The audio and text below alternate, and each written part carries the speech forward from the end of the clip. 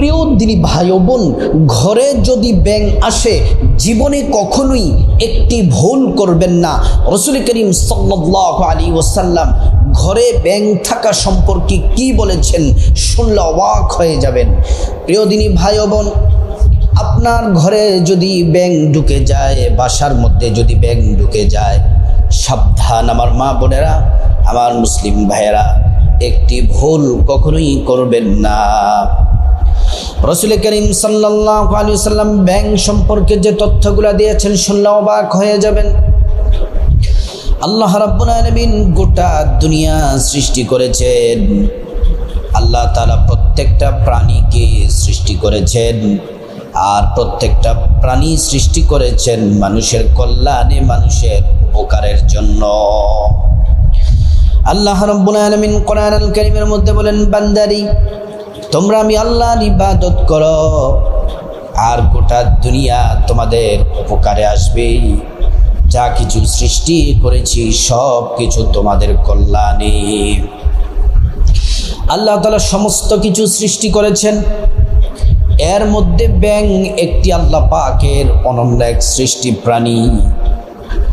যেই ব্যাঙ পানির মধ্যেও থাকে এবং মাটির মধ্যেও, জলে এবং স্থলে উভয় জায়গায় থাকতে পারে। আল্লাহ রাব্বুল আলামিন কোরআনুল কারীমের মধ্যে বলেন, পৃথিবীতে যা কিছু আছে সব কিছু আল্লাহকে সিজদা দেয়, আল্লাহর ইবাদত করে, তাসবিহ পাঠ করে। ব্যাঙ সহ আল্লাহর তাসবিহ পাঠ করে, সুবহানাল্লাহ। আমার মা বোনেরা, আবারও বলতে চাই, ঘরে যদি ব্যাঙ চলে আসে, ঘরে যদি ব্যাঙ থাকে, তাহলে ভুলটি কখনোই করবেন না। সেটি বলার আগে, গুরুত্বপূর্ণ কথাটি বলার আগে, এই ব্যাঙ আমাদের কি কি কাজে আসে, এই ব্যাঙ সম্পর্কে কোরআন হাদিসে কি আছে আমরা সেটি জেনে নেই। আল্লাহর খলিল ইব্রাহিম খলিলুল্লাহ, ইব্রাহিম খলিলুল্লাহ আল্লাহর পয়গম্বর ছিলেন। ইব্রাহিম খলিলুল্লাহ তিনি আল্লাহকে তালাশ করতেছেন, আল্লাহকে খুঁজতেছেন। আল্লাহকে খুঁজতে খুঁজতে আল্লাহকে পেয়ে গেলেন। আল্লাহ তাআলা ইব্রাহিম খলিলুল্লাহকে আল্লাহ রাব্বুল আলামিন পছন্দ করেন, বড্ড ভালোবাসেন। ইব্রাহিম খলিলুল্লাহ এমন একটি সময় তিনি জন্মগ্রহণ করলেন, তখন পুরো এলাকা, ওনার পুরো কওমের লোকেরা সব শিরকে নিমজ্জিত আছে, মূর্তির পূজা করে। প্রিয় ভাই ও বোনেরা, ওনার বাবাও মূর্তি পূজা করে, আত্মীয় স্বজন সবাই মূর্তি পূজা করে। ইব্রাহিম খলিলুল্লাহ বলেন, না না, এগুলার পূজা করা যাবে না। মাটির তৈরি জিনিস, নিজ হাতে তৈরি করা জিনিসকে আবার কেমন করে ইবাদত করব? না না, এটা হতে পারে না। যিনি আসমান বানাইছেন, জমিন বানাইছেন, গাছপালা তরুলতা সৃষ্টি করেছেন, ওই মালিক হচ্ছেন আমাদের আল্লাহ। ইবাদত করতে হবে, সিজদা দিতে হবে একমাত্র আল্লাহকে। প্রিয় ভাই বোন, ঘটনাটি ভালো করে শুনুন, তাহলে বিষয়টি ক্লিয়ার হয়ে যাবে। ব্যাঙ সম্পর্কে আলোচনা। রাসূল করিম সাল্লাল্লাহু আলাইহি ওয়াসাল্লাম সাহাবীদের সামনে সুন্দর করে বর্ণনা করছেন, এবং সেই কথাগুলো কোরআনের মধ্যেও আছে। আল্লাহ পাক বলছেন, প্রিয় ভাইয়েরা আমার, ইব্রাহিম খলিলুল্লাহ ওনার বাবাও মূর্তি পূজা করেন। সবাই মেলার মধ্যে যাবেন, ইব্রাহিম খলিলুল্লাহকে মেলাতে যাওয়ার দাওয়াত দেওয়া হলো। ইব্রাহিম খলিলুল্লাহ বললেন, আমি যাব না, আমি অসুস্থ। কোরআনে আল্লাহ পাক বলেছেন, ইন্নী সাকিম, আমি যাব না, আমি অসুস্থ। মানুষ অসুস্থ হয় দুইটা দিক থেকে, শারীরিক এবং মানসিক। শারীরিকভাবে সুস্থ ছিলেন, কিন্তু মানসিকভাবে অসুস্থ ছিলেন। কারণ হলো, এই মূর্তি পূজা যারা করে, মুশরিকদের ব্যাপারে উনি এতটা চিন্তিত ছিলেন, পেরেশানিতে ছিলেন, ওই দিক থেকে অসুস্থ ছিলেন। প্রিয় ভাই ও বোনেরা, আপনাদেরকে অনুরোধ করে বলতে চাই, কথাগুলো একদম স্পষ্ট করে ক্লিয়ার করে শুনে নেন। ইব্রাহিম খলিলুল্লাহকে মেলাতে যাওয়ার জন্য ওনাকে বলা হলো, উনি বললেন, না আমি যাব না, আমি অসুস্থ। তো সবাই চলে যাচ্ছে। ইব্রাহিম খলিলুল্লাহকে বললেন, তুমি আমাদের মূর্তিগুলা দেখে শুনে রাখো। সবাই যখন চলে গেলেন, ইব্রাহিম খলিলুল্লাহ একটি বিশাল একটি কুঠার নিলেন, নিয়ে এখানে কাবার মধ্যে 360টি মূর্তি ছিল। প্রত্যেকটা মূর্তিকে ভেঙে টুকরো টুকরো করে ফেললেন। সব থেকে বড় মূর্তির হাতগুলা কেটে গলার মধ্যে কুঠারটা আপনার রেখে দিলেন।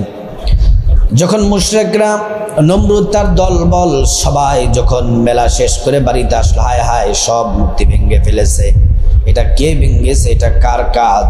তালাশ নিয়ে দেখলো যে এটা ইব্রাহিম খলিলুল্লাহর কাজ।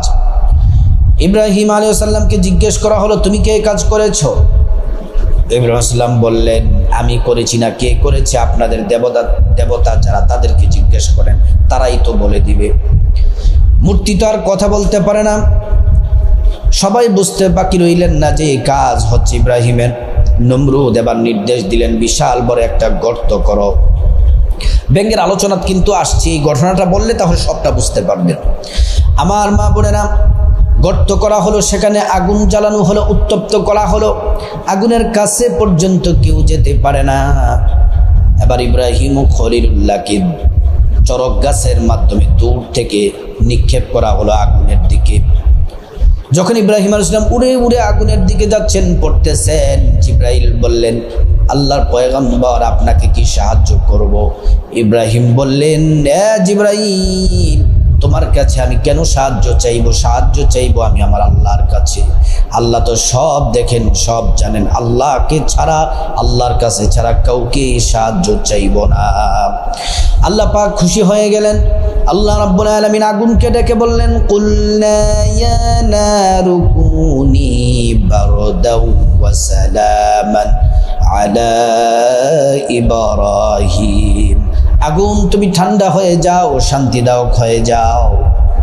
ইব্রাহিম ও খলিলুল্লাহকে যখন আগুনের মধ্যে নিক্ষেপ করা হলো, এই ব্যাঙ, যেই ব্যাঙের কথা বললাম, এই ব্যাঙ কি করলো? সে গিয়ে পানির মধ্যে পেট ভর্তি করে পানি নিয়ে আসলো। পানি নিয়ে এসে এই আগুনের দিকে প্রস্রাব করতেছে। আগুনের দিকে ব্যাঙ কি করতেছে? প্রস্রাব। জিবরাইল আসলেন, আইসা বললেন, ব্যাঙ কিরে তুই প্রস্রাব করস কেন? বলতেছি আল্লাহর একজন পয়গম্বরকে আগুনে জ্বালাইতেছে নমরুদ। আমি আমার সামর্থ্য অনুযায়ী, সাধ্য অনুযায়ী আমি আগুন নিবানোর চেষ্টা করতেছি। বলতেছে তোমার প্রস্রাবে তো আগুন নিববে না। ব্যাঙ বলল, আমি জানি আমার প্রস্রাবে আগুন নিববে না, কিন্তু তারপরেও আমি চেষ্টা করতেছি আমার সাধ্য মতো, আমি পয়গম্বরের পক্ষে। আল্লাহ খুশি হয়ে গেলেন।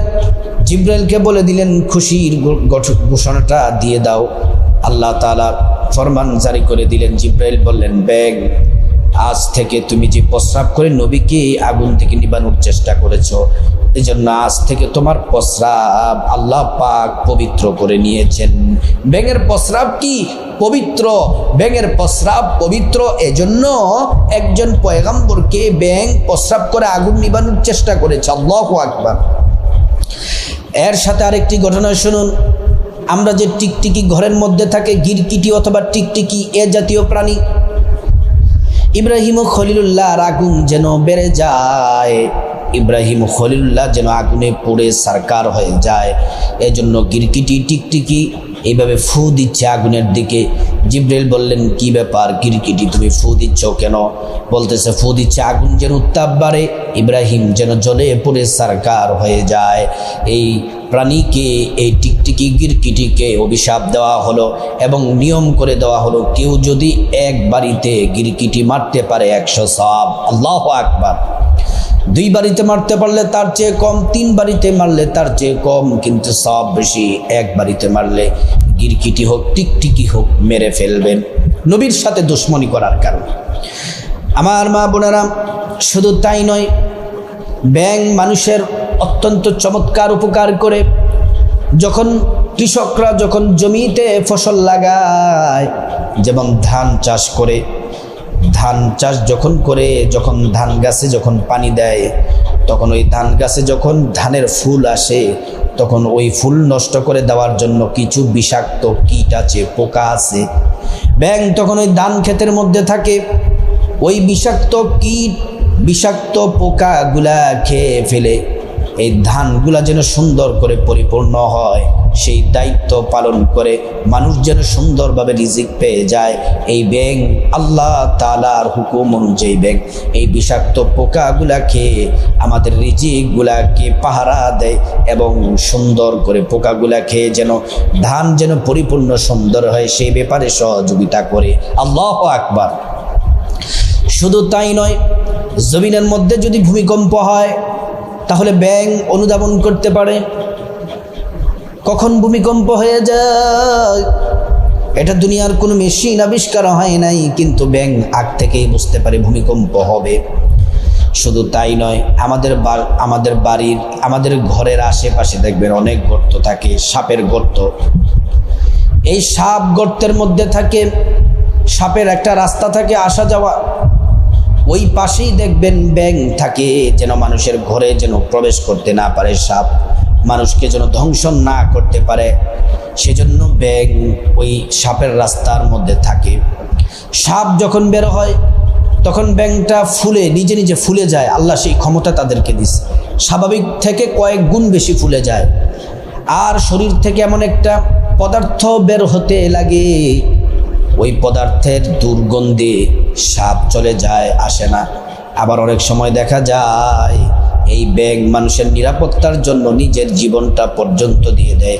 সাপের সাথে দেখবেন যুদ্ধ করে, সাপ দেখবেন ব্যাঙটাকে খেয়ে ফেলে। এজন্য আমার মা বোনেরা, আপনাদেরকে অনুরোধ করে বলি, যদি আপনাদের ঘরের মধ্যে ব্যাঙ ঢুকে যায়, ব্যাঙ থাকে, সাবধান, জীবনে কখনোই ভুলটি করবেন না।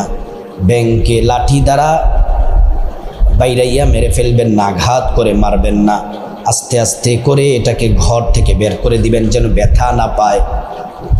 আবার পা দিয়ে লাথি দিবেন না। ব্যাঙকে যদি মেরে ফেলেন আল্লাহ তাআলা কষ্ট পায়, ব্যাঙ যদি আঘাত করেন আল্লাহ পাক কষ্ট পায়। কারণ এই ব্যাঙ তো নবীর পক্ষে ছিল, ইব্রাহিম ও খলিলুল্লাহর পক্ষে ছিল। সেজন্য যত সম্ভব আস্তে আস্তে করে সেটাকে আপনি ঘর থেকে বের করে দিবেন। প্রিয় ভাই ও বোন, আবার অনেক সময় দেখবেন সন্ধ্যার সময় যখন রাস্তা দিয়ে হাঁটি, তখন দেখবেন রাস্তার পাশে ব্যাঙ থাকে। ব্যাঙ অনেকে কি করে রাস্তা দিয়ে হাঁটে, ব্যাঙকে ফুটবলের মতো কি করে না, এটা করা যাবে না।